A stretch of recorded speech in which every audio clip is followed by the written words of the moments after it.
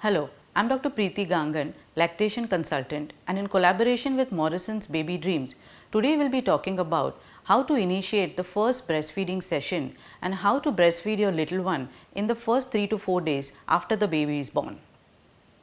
WHO और UNICEF हमें ये सलाह देते हैं कि बच्चे के जन्म के बाद हमें पहले 2 से 3 घंटों में ही पहला ब्रेस्टफीडिंग सेशन स्टार्ट करना ज़रूरी है। एक नई माँ के लिए ये काफ़ी नया अनुभव होता है, जिसके लिए वो काफ़ी उत्सुक होती है, लेकिन उसे ये चिंता लगी रहती है कि क्या वो अपने बच्चे को सही ढंग से पकड़ पाएगी, क्या बच्चा सही ढंग से लैच कर पाएगा और क्या बच्चे को सच में कुछ दूध मिल भी पाएगा कि नहीं। लेकिन मैं हर नई माँ को ये सलाह देना चाहूँगी कि आप इन सारी चिंताओं को एक और रख दीजिए। आपको आपका ध्यान सिर्फ एक ही चीज़ पर केंद्रित करना है और वो है कि आपको सही तरीके से आपको बेबी को पकड़ना है और बेबी को लैच कराना है।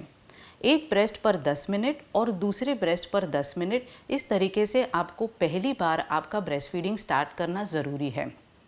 इस दरमियान आपके बेबी को कितना दूध मिल पाता है ये ज़रूरी नहीं है, पर आपके बेबी के बीच और आपके बीच जो स्किन टू स्किन कांटेक्ट होता है, यानी उसकी त्वचा का संपर्क आपकी त्वचा से जब होता है, तब आपके बेबी के ब्रेस्ट फीडिंग रिफ्लेक्सेस और भी ज़्यादा मजबूत हो जाते हैं। और इसी तरीके से पहले 2 से 3 दिनों में आपको आपके बेबी को हर 2 से 3 घंटों में उठा उठा के दूध पिलाना ज़रूरी होता है। पहले 2 से 3 दिनों में माँ के ब्रेस्ट में बनने वाले दूध को कहा जाता है कोलोस्ट्रम। ये होता है पीले रंग का गाढ़ा दूध। ये क्वांटिटी में तो काफ़ी कम होता है, लेकिन इसमें बहुत ज़्यादा कैलोरीज होते हैं। तो अगर आप सही तरीके से आपके बेबी को लैचिंग करा पाते हो तो आप आपके बेबी को 100% आपका कोलोस्ट्रम दे सकते हो और इसी कोलोस्ट्रम की वजह से आपके बेबी का पेट भरा हुआ रह सकता है। आपके बेबी को ऊपर का दूध देने की बिल्कुल भी ज़रूरत नहीं रहेगी। इसी को हम कहते हैं एक्सक्लूसिव ब्रेस्ट फीडिंग। आपके बेबी की पेट की क्षमता पहले 2 से 3 दिनों में इतनी छोटी रहती है, इतने से पेट को भरने के लिए लगने वाला कोलोस्ट्रम भी छोटी मात्रा में होता है।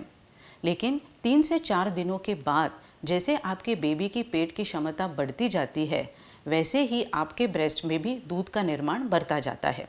इसीलिए अगर आप शांत मन से बेबी के लैचिंग पर ध्यान देंगे तो आप एक्सक्लूसिव ब्रेस्ट फीडिंग करा सकते हैं।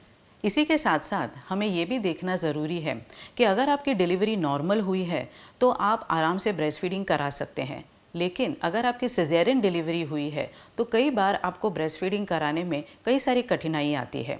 लेकिन अगर आप थोड़ा धैर्य रखेंगे और ब्रेस्ट फीडिंग को कंटिन्यू रखेंगे तो आप आपके बेबी को पूरी तरीके से एक्सक्लूसिव ब्रेस्ट फीडिंग करा सकते हैं।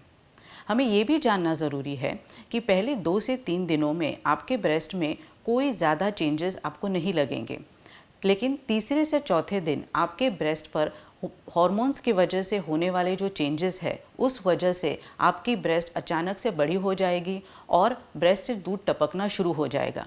इसे हम एनगॉजमेंट कहते हैं। अगर हम सही ढंग से पहले दिन से ही बेबी को बार बार दूध पिलाते रहेंगे तो ये छाती में भरने वाला दूध भी सही ढंग से निकल जाएगा और आपको एनगॉजमेंट की वजह से कोई दर्द महसूस नहीं होगा। तो अगर आप सही तरीके से ब्रेस्ट फीडिंग करेंगे तो आप और आपके बच्चे को ब्रेस्ट फीडिंग के पूरे फ़ायदे मिल सकते हैं, क्योंकि breast milk is the best milk for you and your baby. Thank you.